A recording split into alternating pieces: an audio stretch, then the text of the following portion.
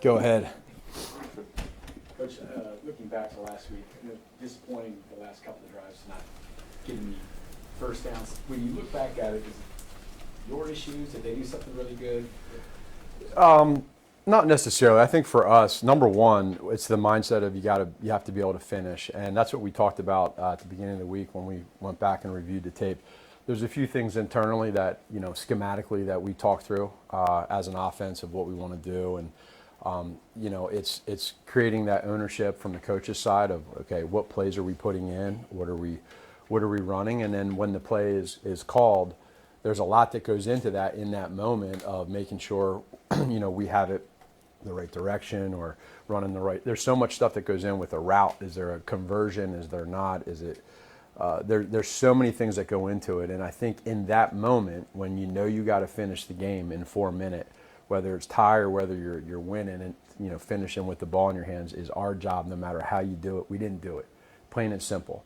And that's been our focus is, okay, how are we going to get in that situation again and win the game? Stating the obvious, it hasn't been done much this year, with the 0-5 number that's out there. So we take that serious. We understand that, and we all want to make sure that we're locking in on our jobs. So much is based on head coach and players, but I guess in these type of situations, how do you see Andy Reid get the entire coaching staff to kind of buy into some of the changes that need to be made? Well, he's the best leader in these moments right now when you get into that is like, okay, schematically, are we putting our guys in the best positions possible throughout the game?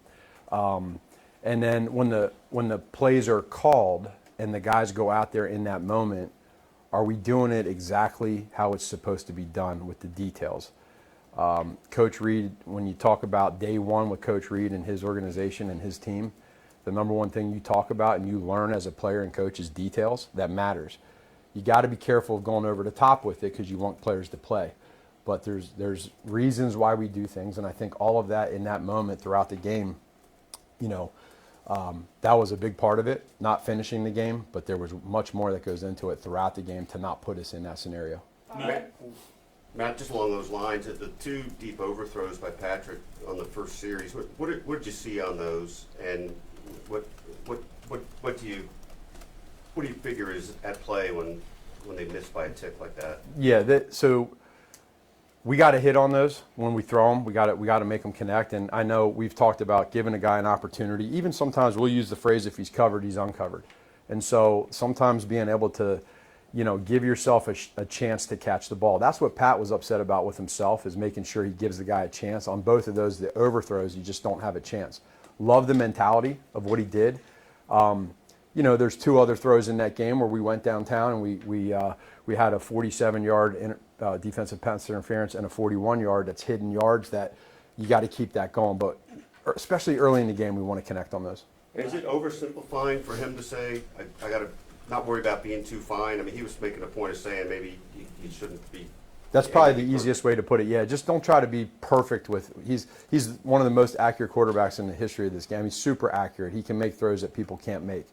When you're throwing a post alert over the top, which both of those basically were, sometimes just put it in the vicinity and let your guy go make a play.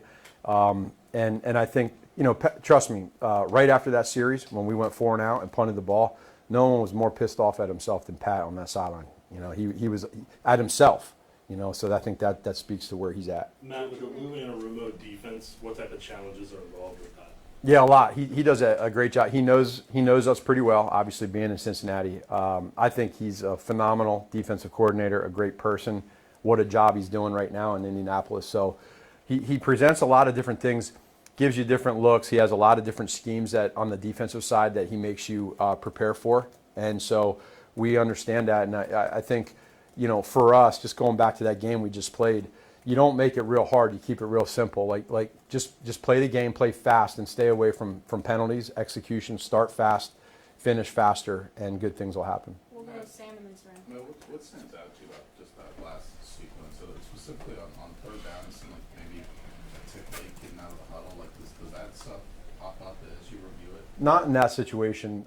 There was times throughout the game where maybe there's something, where you run into some issues with substitutions or, if there's a motion and a shift. I feel like we did a pretty good job with getting that set. And in those moments, like, you want to keep things as simple as you can so guys can play fast. But for that play in general, nothing stood out for us with that. On the blitz there, Yeah. is that just not communicated, probably not seen ahead of time? Are you talking about with the sack? Yeah, the third down. Yeah, there's again, it goes into some details without getting into scheme. They did a good job with what they pressured. That was good, and we didn't. They got us. They got us on that one, and it's credit to them. Last one, Serene. Coach, I know there's a lot of talk about the deep ball, but you don't have a lot of targets, especially for like Rice and Worthy in the intermediate. Is that is there a reason you haven't? Is it something you just haven't got to? Is it something you think you could be better at moving forward? I think we could be better at it for sure. Last year it was so much of not downfield. This year it's more downfield with that aggressive mindset, being able to connect on those.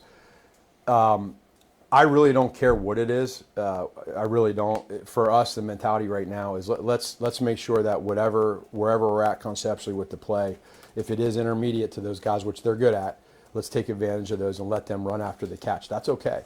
But when we take these investment shots downfield, let's connect on them. And then again, we're in a place right now where we understand the sense of urgency as a group collectively. We know where we're at. I will make it loud and clear. There's no other people or players around that I would rather be around to go do this thing the right way. And we understand where we stand, and we got to do it. It's like everybody said, you can't talk. You got to do it. That's our mindset. We can only go 1-0 this weekend. And that's it. Thank you, Coach. Thank you.